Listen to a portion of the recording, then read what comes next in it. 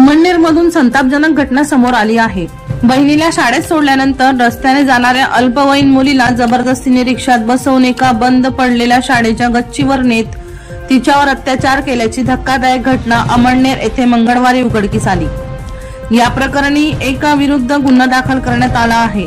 मिळालेल्या माहितीनुसार अमळनेर शहरातील एका शाळेत इयत्ता 12वीचे शिक्षण घेणारी अल्पवयीन मुलगी तिच्या लहान बहिणीला शाळेत सोडण्यासाठी सकाळी 11 वाजता गेली होती।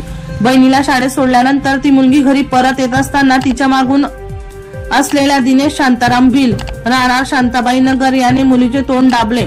त्यानंतर समोरून येणाऱ्या रिक्षाला थांबवून त्याने आम्हाला पिंपळे रोडवरील ITI ला सोड असे सांगितल्याने रिक्षावाल्याने सोडल्यावर संशयित दिनेशने त्या मुलीला बळजबरीने त्या ठिकाणावरील बंद शाळेच्या जिन्यावरून गच्चीवर नेत त्या ठिकाणी त्या मुलीवर अत्याचार केला। पोलिसांना घडलेली घटना सांगितल्यानंतर संशयित दिनेश भिल याच्या विरुद्ध पॉस्को अंतर्गत गुन्हा दाखल करण्यात आला आहे। वर्षा लोहार यांचा रिपोर्ट V1 लाईव्ह जळगाव।